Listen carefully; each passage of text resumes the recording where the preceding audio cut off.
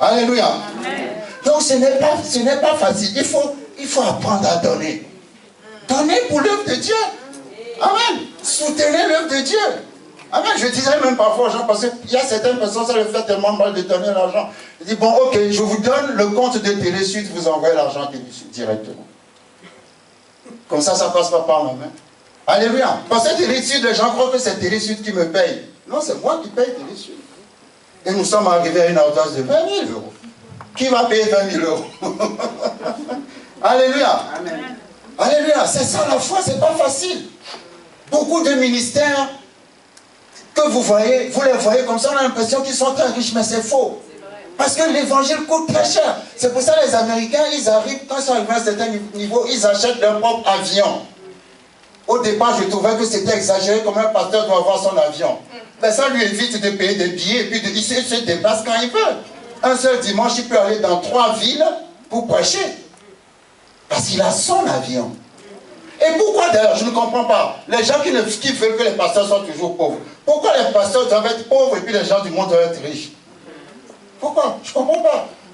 La richesse appartient au Dieu que nous prêchons. Amen. Verset 8. Alléluia. Amen.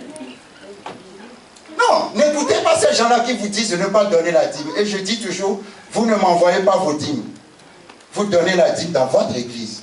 La dîme se donne là où vous êtes nourris. Vous ne pouvez pas manger chez McDonald's et puis envoyer la dîme à Quick Burger. C'est pas Quick Burger qui vous nourrit, c'est McDonald's. Donc vous donnez la dîme à McDonald's.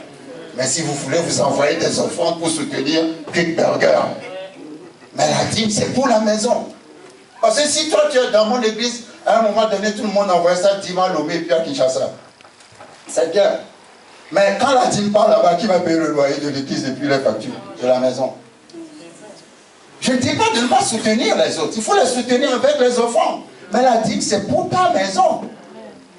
Mais c'est bien d'envoyer à Kinshasa, mais quand tu as des problèmes, oui. C'est une de Kinshasa ou de Lomé qui vient payer pour toi. Ah ben voilà, ça c'est une très bonne question. Vous savez, il y a des enseignements diaboliques et bizarres qui sont enseignés. Faites attention aux enseignements. Si Dieu n'aime plus les sacrifices, il allait enlever l'arc-en-ciel. Il allait dire, bon, là au Nouveau Testament, j'enlève l'arc-en-ciel. L'arc-en-ciel, c'est à cause du sacrifice de Noé. Il faut lire bien la Bible.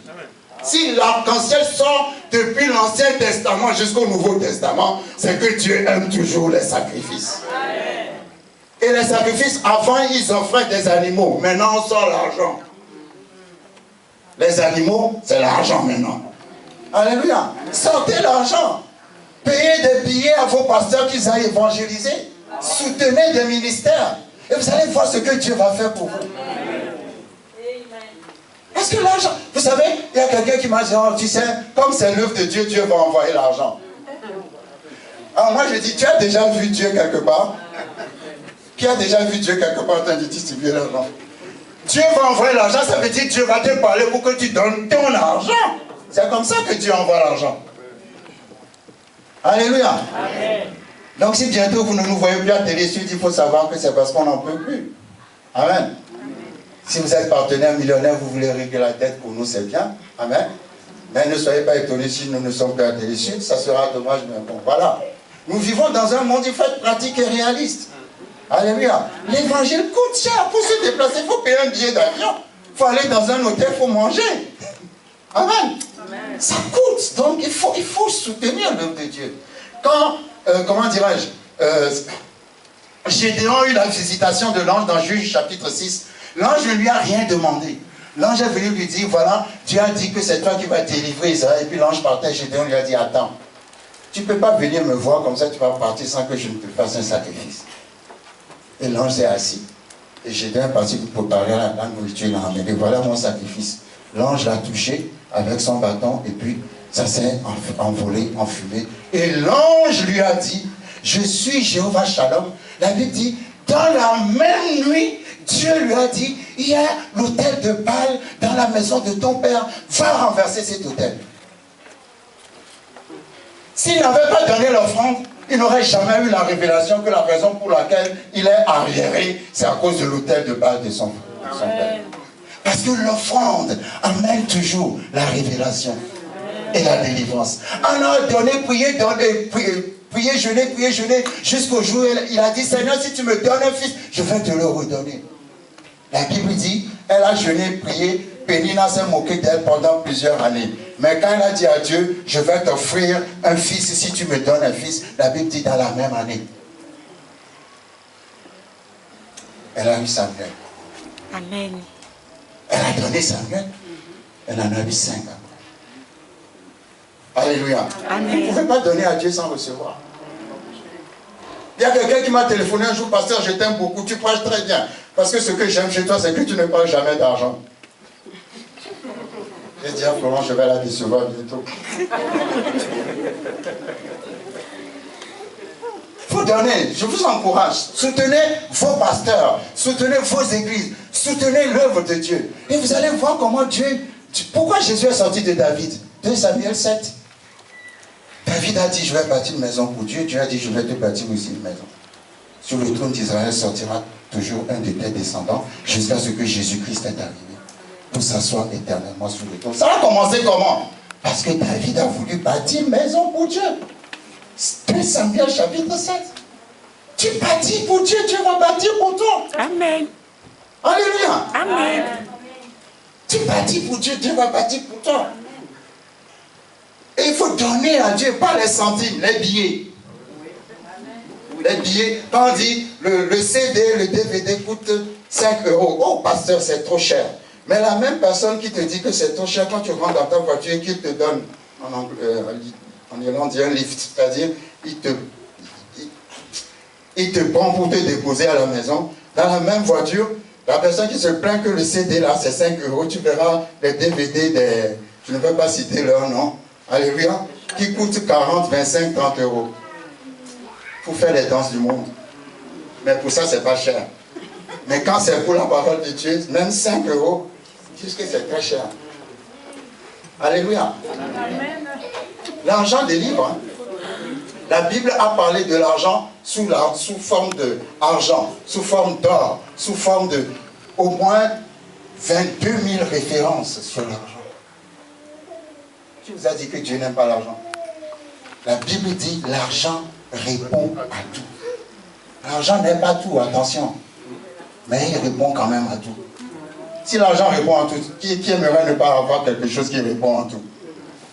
Alléluia. Non, il faut soutenir l'œuvre de Dieu. Amen. Soutenez l'œuvre de Dieu. N'ayez pas peur de donner 1 000 €, 2 000 €, 5 000 €, 10 000 €, 20 000 €, 30 000, 1 million. Est-ce que vous me suivez?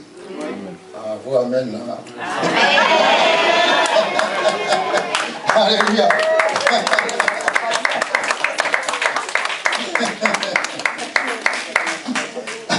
Alors, donc l'ange est venu annoncer la naissance de Samson, n'est-ce pas? Et Manoah a dit à l'ange, je veux connaître ton nom. Est-ce que vous me suivez? Juge chapitre 13, à son verset 18. L'ange de l'Éternel lui répondit, pourquoi demandes-tu mon nom? Il est merveilleux. C'est quoi le nom de l'ange? Merveilleux. Maintenant, quand vous lisez Ésaïe chapitre 9, dans Ésaïe chapitre 9, à un verset, la Bible dit, un enfant nous est né, un fils nous a été donné, son nom sera admirable. Mais en fait, la bonne traduction, c'est, son nom sera merveilleux. Alléluia. L'enfant qui naîtra dans Ésaïe 9, son nom sera merveilleux, pas admirable. Les traductions ne sont pas correctes. Donc nous voyons que l'ange de l'Éternel s'appelle aussi merveilleux. C'était une image de Christ. Amen. Donc Samson va naître. Samson va naître à la suite de cette prophétie. Et Samson signifie petit soleil. Il y aura un petit soleil dans la nuit de quelqu'un. Ah, vous ne me suivez pas. Je dis il y aura un petit soleil dans ta nuit. Et le petit soleil finira par devenir un grand soleil comme Jésus-Christ, qui est le soleil de la justice de Malachie 4, qui se lèvera avec la guérison sous ses ailes. Amen. Alléluia. Amen. Que le soleil rentre dans la nuit de quelqu'un aujourd'hui. Donc, Samson est né. Nous voyons que Samson n'est pas né par hasard. Samson est né avec une mission, avec une vision, avec un but. Tu n'es pas sur la terre par hasard. Dieu t'a envoyé pour une mission. Il t'a envoyé pour un but. Il t'a envoyé pour... Et tu es là pour une raison particulière. Amen. Et la science dit qu'au moment de la conception, il y a des millions de spermatozoïdes qui se battent. Parmi les millions, on choisit un. Toi, tu t'es tellement battu jusqu'à... on t'a choisi. Maintenant que tu es arrivé, tu ne veux plus te battre. Pour arriver, tu as gagné sur 1 million. Maintenant que tu es arrivé, tu ne veux plus te battre. Alléluia. Samson est né, c'était quoi? Pour délivrer Israël des mains des Philistins. Nous avons vu, Philistin est un mot en hébreu, parlash, d'où vient le mot Palestine. Les Philistins sont les Palestiniens d'aujourd'hui. Les Philistins ont toujours fatigué Israël depuis l'Ancien Testament. Est-ce que les Palestiniens fatiguent Israël aujourd'hui? Il ne faut pas faire la politique. Hein. Dieu aime aussi les Palestiniens. Alléluia. S'ils reçoivent Jésus. Mais c'est pour vous dire que les Palestiniens, c'est les Philistins. Parce que le mot pour Philistin en hébreu, c'est parlash, d'où vient le mot Palestine. Alléluia. Donc c'est toujours les mêmes ennemis depuis la fondation du monde jusqu'à maintenant. Amen. Et donc, Samson était né pour ça. Et la Bible dit quand Samson a grandi, au moment de se marier, il est parti chercher sa femme où? Chez les Philistins. Ses parents se sont plaints. Ses parents ont dit, mais avec toutes les jolies femmes que nous avons parmi les Juifs, il n'y a que chez nos ennemis qu'il faut que tu ailles chercher, comment dirais-je, chercher ta femme. Mais la Bible dit dans Juge, chapitre 14, à son verset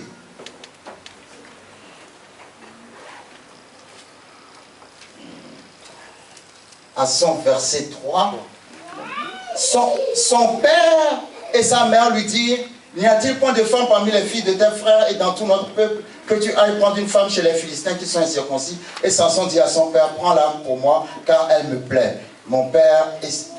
Son père et sa mère ne savaient pas que cela venait de Dieu. Vous savez, parfois il y a des choses qui se passent, on ne sait pas que ça vient de Dieu. Est-ce que vous me suivez? Amen. Parce que Dieu a le pouvoir de changer le mal en bien. Amen. Mais ce n'est pas une raison, parce que là, ce n'est pas un encouragement pour que vous épousiez des gens qui ne connaissent pas Jésus. Non. Alléluia.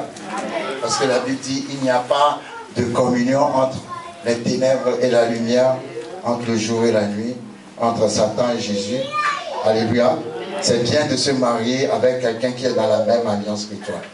Ça rendra le mariage encore plus fort. Amen. Mais Samson a été épousé une femme chez les Philistins.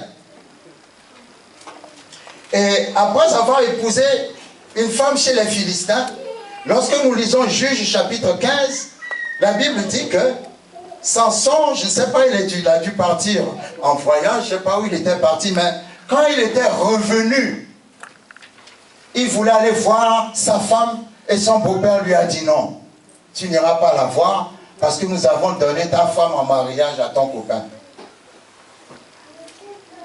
Sa femme a été donnée à son ami. Et je dis toujours, la femme a accepté, l'ami aussi a accepté. Et à partir de là, quelque chose a commencé à se passer dans le cœur de Samson. Vous savez, quand vous voyez les gens faire des choses bizarres, c'est parce que quelque part, il y a une blessure cachée. Alléluia. La femme que toi tu aimes, tu es parti en voyage, tu reviens, tu te dis qu'on l'a donnée à ton ami. Amen. Donc, la colère est rentrée dans Samson. Et Samson a brûlé les champs des Philistins. Et les Philistins se sont dit, mais comment se fait-il que, qui a fait cela, qui a brûlé nos plantations? Et quand nous lisons Juge chapitre 15 à son verset 6, les Philistins dirent, qui a fait cela? On répondit, Samson, le gendre du Timnien, parce que celui-ci a pris sa femme et l'a donnée à son compagnon. Et qu'est-ce que les Philistins ont fait? Ils sont partis prendre sa femme et le compagnon et ils les ont brûlés. Numéro 1. Il a perdu sa femme parce qu'on a donné sa femme à son ami. Numéro 2, il a appris qu'on a brûlé sa femme. Est-ce que vous me suivez? Et quelque chose s'est passé dans le cœur de Samson. Sa vie a tellement basculé que ça a agi sur sa destinée. Tu ne dois pas permettre aux situations que tu vis d'agir sur ta destinée. Merci Seigneur. Je répète encore. Tu ne dois pas permettre à la situation que tu vis d'agir sur ta destinée. Amen. Donc la blessure dans Samson était tellement profonde. Quand je lisais l'histoire de Samson, je me suis toujours demandé pourquoi est-ce que Samson a fait ce qu'il a fait au point qu'il avait perdu son onction. Mais quand j'ai bien lu son histoire, j'ai compris que c'est parce qu'on a pris sa femme pour le donner à quelqu'un, ensuite on a brûlé cette femme qu'il aimait. Alors quelque chose a basculé en lui. Alléluia. Amen. Et quand vous êtes blessé et que vous ne vous laissez pas guérir, la même blessure va continuer à vous blesser jusqu'à vous tuer.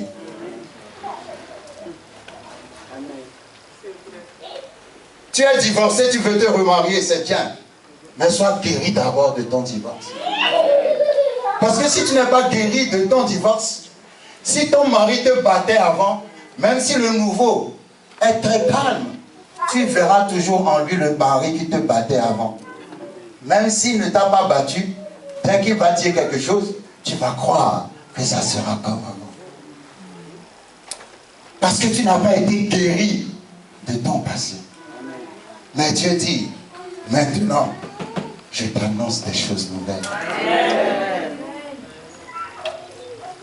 Samson a continué à vivre avec la blessure en lui. Et à cause de cette blessure, quand vous commencez, Juge chapitre 16, la Bible dit, Samson partit pour Gaza, il y vit une femme prostituée. Avant, il ne fréquentait pas les prostituées. Avant, il avait une vie normale. Avant, il a grandi normalement. Avant, il s'est marié normalement. Mais subitement, on trouve Samson avec les prostituées à Gaza. Qu'est-ce qui se passe? Il y a une blessure dans le cœur de Samson.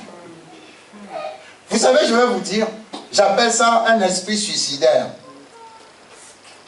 Le suicide, c'est pas seulement sauter par la fenêtre et mourir. Il y a aussi ce que j'appelle l'esprit suicidaire. C'est-à-dire, suivez-moi bien, c'est psychologique. Si on vous a fait quelque chose qui vous a fait mal, vous décidez vous-même de faire des choses juste pour provoquer les gens. Si vous me suivez. Ce qu'on vous a fait tellement mal que vous avez décidé vous-même de faire que des choses qui vont provoquer les autres. C'est ça l'esprit suicidaire. Parce que Samson a commencé à fréquenter les prostituées. Ensuite, la Bible dit, il s'est retrouvé dans une autre ville. Et dans cette ville, est-ce que vous trouvez que c'est trop long? Vous recevez quelque chose? Dans cette ville, il va rencontrer et aimer une femme qui s'appelle Delilah. Alléluia.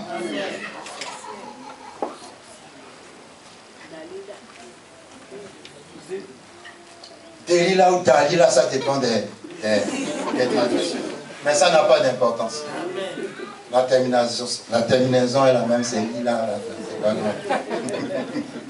Hein? Peu importe le commencement. Donc, il s'est installé avec cette femme. Et cette femme, les Philistins sont partis la trouver pour lui proposer de l'argent pour que cette femme puisse vendre Samson. Parce que la femme demandait toujours à Samson d'où devient cette grande force. Parce que Samson pouvait marcher dans la rue, rencontrer un lion, prendre le lion, déchirer le lion. Samson se bat contre 1000 personnes, lui tout seul. Il prend la mâchoire d'un âne et il terrasse 1000 personnes, tout seul. Mais je suis sûr que Samson était quelqu'un qui était très maigre. Il n'était pas costaud. Parce que Dalila lui demandait toujours, d'où devient cette grande force? Ce n'était pas une force physique, c'était une force spirituelle. Et Samson va commencer à lui mentir. Ah non, si 4 fois ça s'est passé. La première fois, vous lisez Juge chapitre 16 verset 6. Il va dire à Dalila, non, si on me lie avec cette corde fraîche, alors je vais perdre ma force. Et Dalila le lie maintenant avec les cordes. Et Dalila lui dit, les Philistins viennent sur toi. Il s'en va avertir les Philistins. Et la Bible dit, quand ils se réveillent, les cordes, il les brise et il terrasse tous les Philistins. Et Dalila dit, oh, tu m'as menti. Pourquoi tu ne veux pas me dire la vérité? Alléluia. Donc la deuxième fois, verset 10, Samson lui dit, si tu me lis avec des cordes neuves, je vais perdre ma force. Alors quand Samson dort, elle le lit avec des cordes neuves. Elle appelle les Philistins. Et puis elle dit, les Philistins sont sur toi. Et il se lève, il brisait encore. Mais il y a une chose que je ne comprends pas. Toi, tu es avec quelqu'un, à chaque fois que tu lui dis tout ce que la personne te vend, et tu continues de lui dire tout ce que... C'est bizarre, vous ne trouvez pas ça bizarre? Il y a des moments dans la vie où ce que tu fais, tu sais que c'est pas bien, mais tu continues de le faire. Je ne sais pas si Dieu parle à quelqu'un. Tu sais que ce que tu fais n'est pas bien, mais tu continues de le faire. Toi, tu es avec une femme qui à chaque fois te trahit et tu continues toujours de lui dire tes secrets. C'est ça l'esprit suicidaire. Pourquoi? Parce qu'il y avait en lui une blessure qui n'était pas guérie. La blessure l'a amené à un niveau de déception tel qu'il se disait, peu importe ce qui peut m'arriver, je m'en fous. S'il y a quelqu'un qui est arrivé à ce niveau où tu dis, peu importe ce qui peut m'arriver, je m'en fous. Donc c'est pour toi que je suis venu. Parce que Dieu dit, peu importe ce qui peut t'arriver, mais personne ne peut arrêter la destinée que j'ai choisie pour toi. Amen. Ce n'est pas de Dieu que ça vient, c'est de toi que ça vient. Dieu n'abandonne pas, c'est toi qui abandonnes Dieu. Je dis Dieu n'abandonne pas, c'est toi qui abandonnes Dieu. La Bible dit, la troisième fois, elle lui a encore dit, d'où devient cette force? Et Samson lui dit, tu n'as qu'à tisser les 7 tresses de ma tête avec la chaîne du tissu. Et elle a encore fait pareil. Les Philistins sont venus et Samson s'est encore réveillé. Et il a terrassé tout le monde. Et maintenant, verset 15, elle va lui faire le discours de la femme. J'appelle ça le discours de la femme. Vous savez que les femmes ont un grand pouvoir. Oui, oui. Les femmes ont un très grand pouvoir. Seulement, il faut qu'elles utilisent ce pouvoir pour la gloire de Dieu. Mais les femmes ont un grand pouvoir. D'abord, depuis le jardin de l'Éden, Dieu a dit à Adam, vous ne mangerez pas de ce fruit de cet arbre. Mais quand elle va amener le fruit, quel est le pouvoir qu'elle va exercer sur Adam? Et Adam savait bien qu'on ne doit pas manger, mais il a mangé quand même. Les femmes ont un pouvoir. Ce pouvoir-là peut être puissant pour l'évangélisation.